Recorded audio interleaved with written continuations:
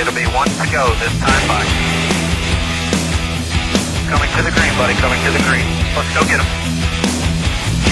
Go, go, go. Dig, dig, dig. Go, go, go, go. Get your motor running. Head out on the highway.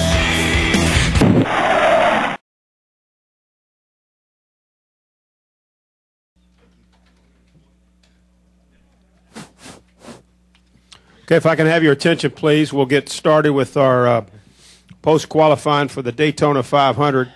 Starting on the outside pole, second fastest time today in our qualifying session will be Mark Martin. He drives the number 5 Kellogg's CarQuest Chevrolet for Hendrick Motorsports. Congratulations, Mark. What's it feel like to be on the outside pole for the Daytona 500? Well, just it's an amazing feeling. I feel so grateful to Rick Hendrick, because that's where it all starts, and what an incredible person that he is, for giving me this opportunity, and then Alan Gustafson and the Kellogg's CarQuest team, because everybody works hard in this business. They just worked a little smarter, I think, with the time that they had, and put me in a really fast race car, and it was all about them. But it's so much fun to go to work every day with a group that is so fired up and excited as these guys, and I just can't wait. I can't wait to do. I actually wish that we were starting in about 5 minutes. Just give me enough time to get strapped in, and I'd like to start the 500.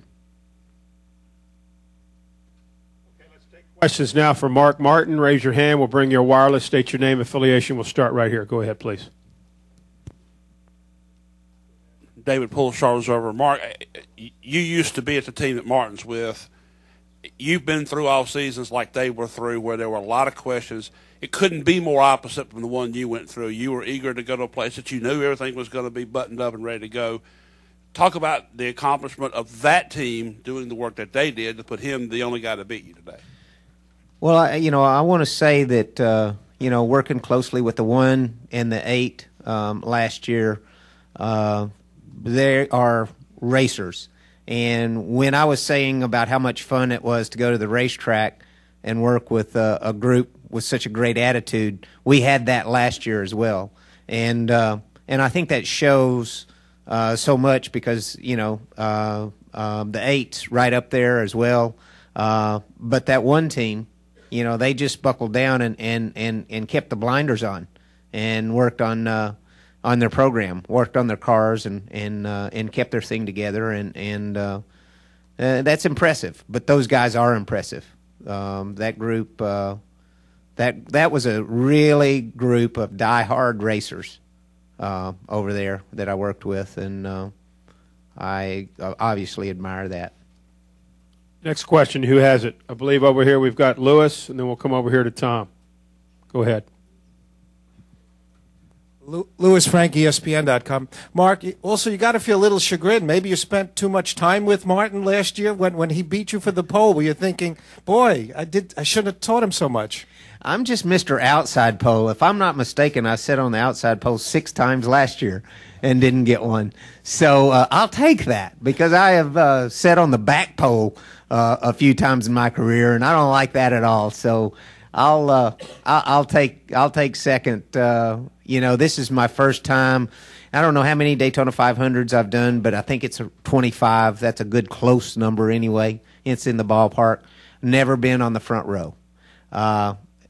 It seems like, my memory may serve me different, but it seems like in time trials, it was a very rare occasion when I had a top 10 in time trials car. My guys always told me after time trials were over with, qualifying, the times were over with, they always told me, you're going to race good, don't worry about it. And I always said, I'll race better if that thing was fast.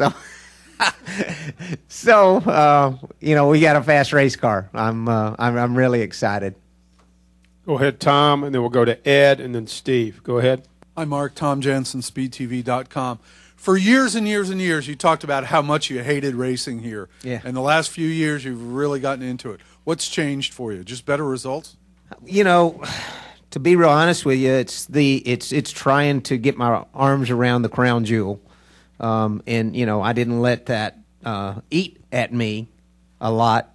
But when it started dwindling down to where you could count on one hand your shots at the Daytona 500, and then it started going down, 4 and 3, and we don't know anymore. We don't know anymore. We don't know. In 07, really what I wanted to do was win the Daytona 500 and or the Brickyard, and we went up even to the we got close here, and we went to the Brickyard and ran 6th with a broken transmission. So mission was almost accomplished. I mean, it was very, and those are crown jewels. Put the focus on that rather than worrying about points or anything else. And I guess to answer your question, this is the crown jewel of stock car racing, and I've had a little bit of success in it, but not in the I don't have the crown jewel would, everything else that I've done in my career would fit around this, and this I'm a one step at a time guy, but this is definitely the best stuff I've had, the best group of people, and the best stuff I've had. So I'm grateful for that. And as you remember, in 2007, I was thankful for the opportunity. I wasn't mad because I didn't win. I was glad that I had a chance. And I just, if things go our way, maybe we'll have a chance again here Sunday. Let's go Ed, Steve, Nate, and then we'll get to Bruce. Go ahead. Ed Hinton, ESPN.com. Mark, you mentioned first time on the front row for this thing. Does it really change your week based on what it's been in the past? I mean, you still got to pick through the qualifying race and all that, but does it give you a more enjoyable, more relaxed week being there? Absolutely, but it's even more than that because things have changed so much without testing. And then, feeling like the odd man out with the shootout, and I haven't driven Alan's cars at a place like this. We've done limited testing a few times in the race car at a few places, but nothing like this. So, missing Friday and Saturday's practices, for in race trim, I feel is spotting our competition. And boy, I don't like doing that. It probably won't make a hill of beans difference. After 15 minutes on the racetrack, we'll probably be ready to go, But I still, right now, we are behind. After 15 minutes or 30 minutes or an hour or whatever, we may not be behind anymore. But right now, we are. And it takes a lot of pressure off of Thursday. We can go out there, and I feel a lot more comfortable about going for the win, meaning fuel mileage or tires or no tire. Heck, if we're running 5th, we would have to stay out maybe, at the end on a deal where now we can come and get tires and it doesn't matter to try to take, it just takes the pressure off because, the pit selection and the starting position, we would have to race for and be more conservative, if we had to start where we, finished up there. So, yes, but even bigger than that, it's just, I can't even remember all the really cool things that Rick Hendrick has done in his career, but in racing. But to give me this opportunity is as huge to me as when he gave Tim Richmond an opportunity to win a race again after he got sick. That was a big deal. And he's done some other very big deals in his career. Like winning the Daytona 500 with Darrell Waltrip and putting Benny Parsons in the 25 car years ago. But for me, this is just the start. This is just the first competition that we've had, just the first one of the year, and already, it's turned out really sweet. So I hope that we can continue to have, some really bright days together.